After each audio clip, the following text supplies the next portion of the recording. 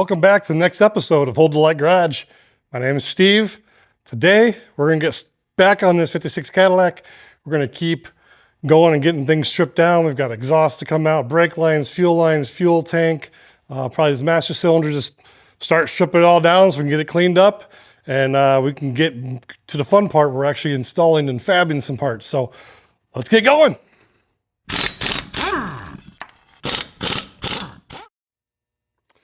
As we talked about in the last episode, this car is just really greasy underneath. It's a mess. Everything's leaked. As you can see, this whole front suspension's just covered in grease and dirt and grime from almost 70 years. So we're going to clean all this up, make our way towards the back here, take a look at things. All the way down the frame rails. And then you'll see that there's just a thick layer of undercoating everywhere underneath this car. It's this old rubberized undercoating. And the problem with that is it can hold moisture, and over time it can rot. So we're going to see what we can do to take care of that. Maybe get the flaky stuff off at least, if not all of it. I'm going to try to figure out a way to power wash under here while it's on the lift. Maybe just put some plastic up, but not exactly sure yet.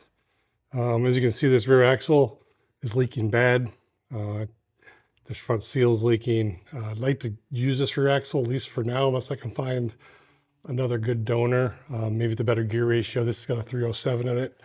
342 or 373 would be more desirable for the new setup. So, but yeah, all this exhaust comes out. This gas tank comes out. And I just noticed this gas line is actually crushed right there. So it makes you wonder how many issues that's caused down the years we didn't know about. So, all right, let's keep moving.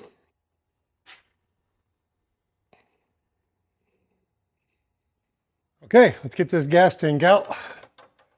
Disconnect this line. I don't even know how much fuel is in here. I'm sure there's some. If it is, it's old. Yeah, there's some in here. It's old. It's been here for, this car has been down the road for 10 years. So this is probably some pretty nasty fuel.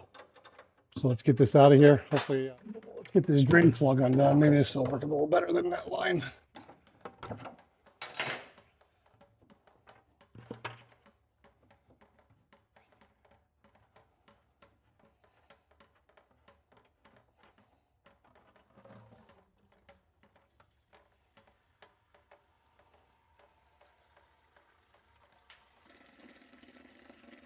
Hopefully this tank wasn't full. It's like a 22-gallon tank. So far, about 2 gallons out. This might get interesting. Well, while the fuel is draining out of the tank, we'll go ahead and get this fuel pump, external fuel pump off of here. We always had to use this because the car would vapor lock on a regular basis, and it still would. It just, this seemed to help the vapor lock issue. This would force it through the manual pump, but it did help over the years. So let's go ahead and get this out of here.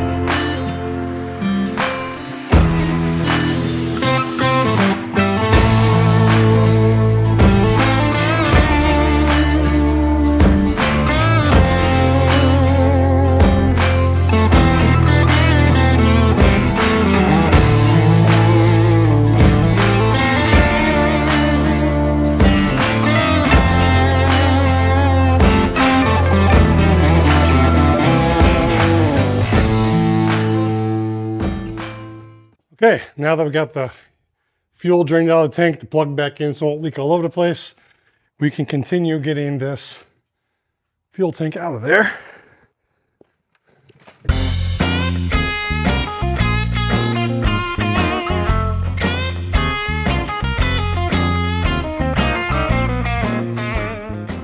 All right, she is loose. and ready to come out. Didn't hit the camera. That should make for a good video there when I just bumped your view. And it's out. Let's get you back over here. And there's a big hole where the tank was. I mentioned earlier about the undercoating in this car and how much is there. But this gives you a really good idea because you can see where the tank is set and you can see how thick this undercoating is under the entire car. So we'll see. Maybe I'll keep it. Just get the loose stuff off, but we'll see. But one task done. Let's keep moving. Okay, now we will work on getting this exhaust out of here. This is gonna be a little tricky. Try to keep it intact as much as possible. I don't think we're gonna use it, but it's not that old. I really don't want to destroy it either. So let's see what we can do here.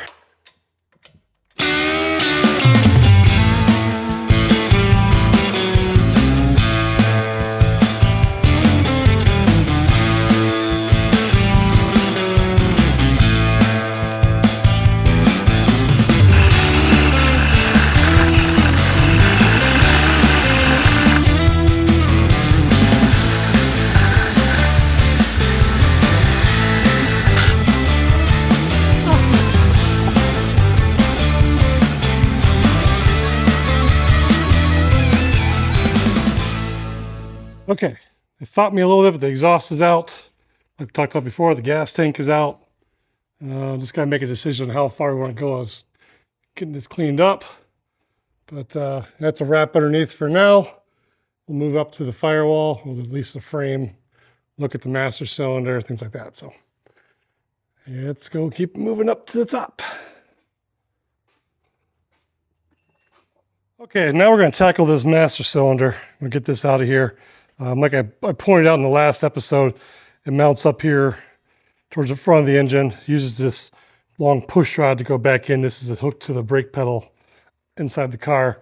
And one thing I learned from doing some research is before you disconnect that, you want to get an idea where your brake pedal is. So I know it's hard to see here, and unfortunately my light died.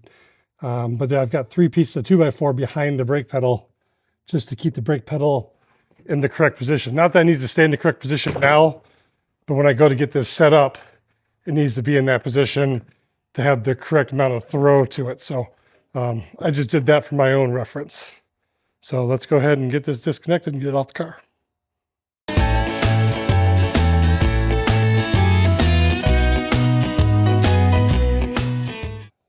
So one of the big reasons for doing this master cylinder upgrade, for those that don't know, just so this is what a lot of people call a single pot master cylinder. So there's one reservoir here for brake fluid.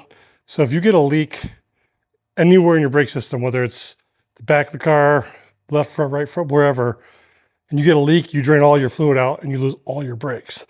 So in a more modern system, you'll have separated. You'll have one reservoir for the rear brakes, and you'll have lines going to your front. So say you lose your rear brakes, your brake fluid, you still have your front brakes. So that's the biggest reason to upgrade on these older cars from the 50s and beyond. So just so we're going to make this car safer overall is the whole plan.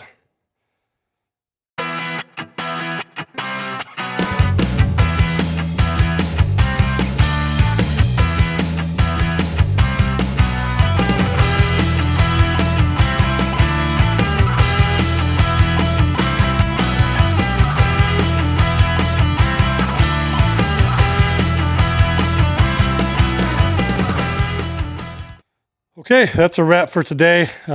Take my wife out to dinner tonight, so I'm gonna get cleaned up and get out of here. But I did get the, everything underneath stripped. I've got this master cylinder off, some of these brake lines disconnected. I got this other motor mount that was on here out of here, and a couple of the skirts for the inner fenders that were hanging on, and the battery tray, which was pretty much rotted away. I had pretty much just pulled off. So next plan of action is to figure out a way to get this all cleaned up and degreased. And then we can probably start on suspension work, airbags for the front brakes, and then the rear suspension kit for the rear for the airbags as well. So let's keep moving See you tomorrow. All right, welcome back. Today, we are going to move this car on the lift up by the edge of the garage door here. And we've got a company coming in to power wash the underside so we can get that all cleaned up. You saw how greasy it was. So join us while we move this car and get it all cleaned up.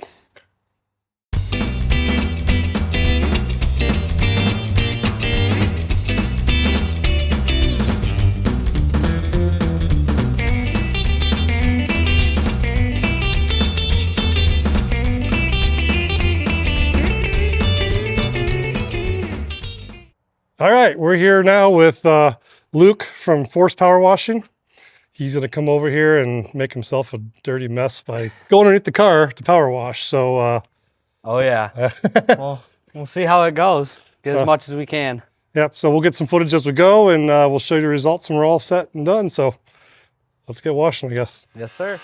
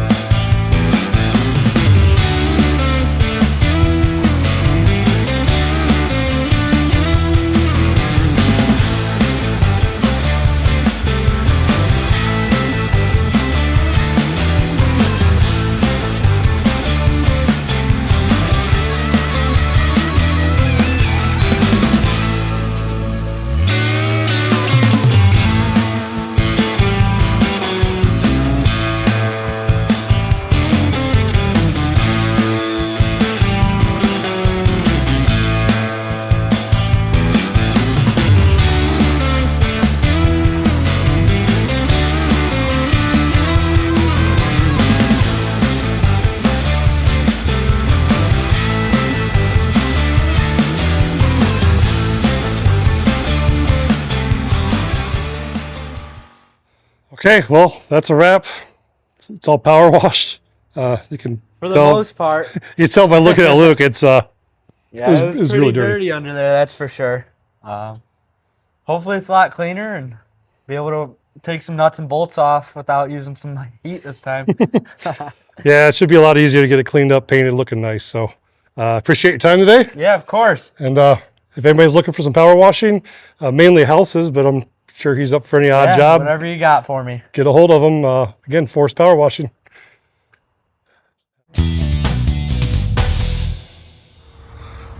Okay, a day or two has passed. We're just checking to see how everything turned out. Now it's able to dry up, and it's a lot better. There's still some spots that need some cleaning that we can hit. As you can see up here, some of the front suspension, but this part's all coming apart to get the new disc brakes up front, and these coil springs are getting replaced with airbags. So that'll get taken care of as we do the suspension work. Walking way back here, you can see these frame rails are so much cleaner now. Much better condition. Same with this part of the X-frame. It's a lot cleaner. There's still some, it looks a little wet here, but I think it's just the undercoating. So we'll probably pull that off. There's some spots here on the rockers where you can tell something's leaked. And I believe that's actually hydraulic fluid from the convertible top cylinder. So I do have a new one of those as well, so I'll get it replaced. So we'll finish cleaning that up a little bit more. But all in all, the power washing was a huge success, and it'll make it a lot easier to work under here. Even this rear axle cleaned up a lot. So all in all, like I mentioned, very good results here. And we can continue on actually getting back on this build and starting some suspension work soon.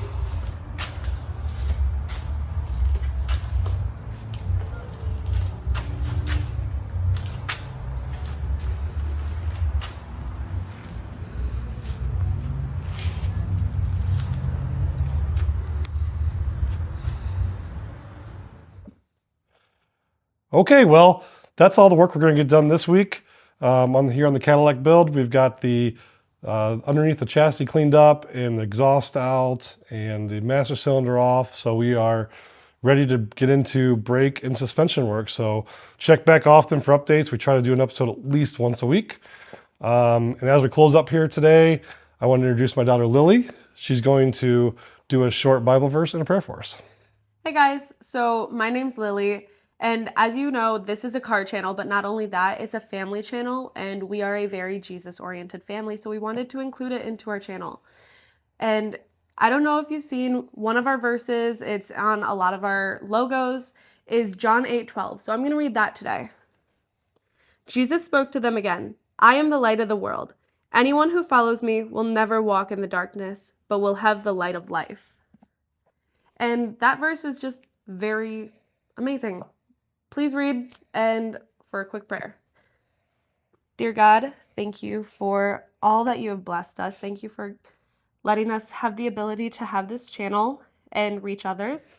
Lord, I just want to thank you and bless everyone who watches our content, likes, follows, whatnot, but also bless everyone who lays a hand on any vehicle that is here. Please protect us. In Jesus' name we pray. Amen. Amen. See you next time.